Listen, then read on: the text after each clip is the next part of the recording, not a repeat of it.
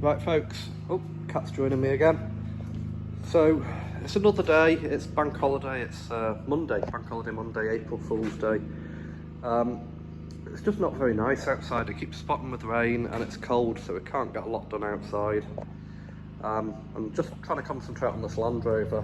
I spent about £400 on bits last night for rebuilding the back axle and some of the bits for the front axle.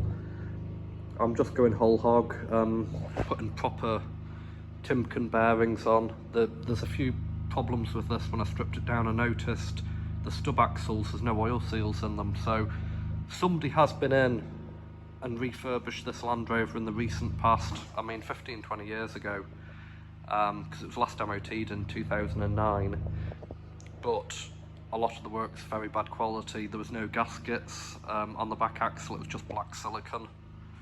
I understand people do that now, but it really should be a paper gasket and at least a bit of blue gasket sealer. So I've had to change these suspension mounts, shock absorber mounts. The ones I had, this side, it was too badly corroded, I couldn't get a thread on. Got these off Facebook Marketplace, paid a tenner for 4, so I've got a pair on the racking for when we do a pickup. I think we're going to do a space cab pickup in the future. Could be 10 years time, but I know what I'm doing now, so it just means I can kind of collect bits and be working on one very, very slowly, the way I like to work. So we've got those mounts on, we've got they're dislocation cones, because there's a bit of a lift kit on this one. It's not much, it's about 2 inches higher than a normal Landy.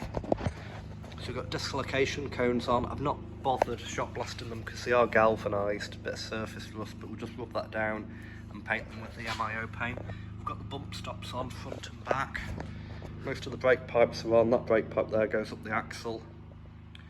We've tried the springs on. These radius arms, you'll probably see they're already polybushed and they're in pretty good condition. I'm not doing anything with them. Like I say, the back axle had been done. They'll just get rubbed down with a wire wheel and I'll paint them up when they're actually on. The front ones were knackered. The front axle obviously hadn't been off. That's the original axle. It's not in too bad a shape. I was looking at the swivels and there's no pitting, so it's just a seal kit for them and bearings, but I'm going to do the back axle first and then the front axle second, just so I don't muck up. So I'm going to get a polybush kit for this. I do have metal bushes to press in, but the polybush kit comes with the bushes that go through the chassis, and I've had to order the nuts because these didn't come with any nuts. So we're just getting ready painting components. I've just done all these shock absorber mounts with the T-wash solution. That's on its third coat of red oxide this weekend. It had already been done with red oxide and it flash rusted a wee bit, so we rubbed it down. So it's kind of 4 coats of red oxide, and then I'm probably going to give it 1 coat of the MIO paint before I assemble it, and then when it's kind of on the Land Rover, I think we'll masking tape stuff up and just give it a blast of MIO paint. So it'll probably have 12 months to harden before it goes outside in the wet. So these are the stub axles, and there should be an oil seal in there, which there isn't. So I've had to order the parts. This is a Discovery 1. It's a Discovery 1 300 TDI rear axle. I found that by getting the coats off the calipers. I bought a new pair of calipers for 80 quid, genuine ones. It's cheaper than rebuilding them, cheaper than the rebuild kit. Brake discs were 35 quid, which is cheap. I think the brake pads were about 14 quid. So I've just bought everything new for the back axle. Wheel bearings aren't in bad shape, but as I say, that axle wasn't done right, it was a bodge. Somebody that doesn't know Land Rovers has done it. Those bearings don't look like they were packed with grease when they were done. So I knew it needed new oil seals anyway, and by the time I bought the oil seals I might as well buy the bearings. So the bearings, so 4 bearings and 4 oil seals was 59 quid for genuine Timken ones, which are actually better than what Land Rover fitted. So let's just get it done right, I don't want to pull it apart again.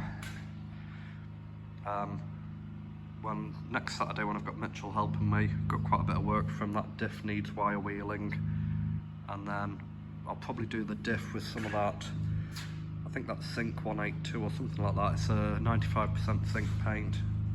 We'll get it done with that, and then it'll be ready for reassembling next weekend or the weekend after. I think when we get the axles on, it'll look a lot better. I've moved the axle stands because I had to get the bump stops on, so it's kind of temporarily supported. I will get something better under it, but we're getting there. It looks a bit depressing sometimes. It just doesn't look like a lot of progress, but there is. You know, every job's an hour. Every job takes an hour. Even like painting that. Probably see the cats sitting watching me. What are you doing, cat? Hey, Psycho! Psycho! You okay? Yeah, so we've got to, I think, get the axles on, do all the oil seals in that gearbox. The gearbox works. Bit dubious amount, well, the lack of oil was in it, but I think we're just going to bang that in. And then we've got the winch to go on, so front bumper, which is down there, modify the bull bar, get the winch kit on. Need to order some springs and stuff for the front, but I think we're going to get it as like a rolling chassis. Fix the rear tub up and prime it. Get the rear tub on to re-drill all the brackets and get it all square, and then take the tub off and the bulkhead, and I think we're going to spray like all the panels. I've got some plastic and some tarpaulins. I think in one of these bays we might have to chuck that Ife Williams trailer out the back. Nobody can nick it because there's a van stuck in the back gates that won't go. Long story, it went into a local auto electrician's in Stranraer and they've fucked it. They've literally fucked it. Not happy at all. So I've got a van stuck in the back gate, so nobody can nick my trailer if I shove it out the back, so take a bit of moving that van.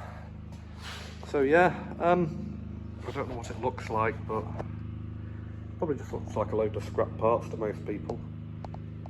But you've just got to do things properly, you know. There's no point putting rotten aluminium back together.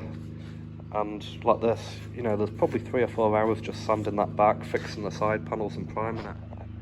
But we're getting there.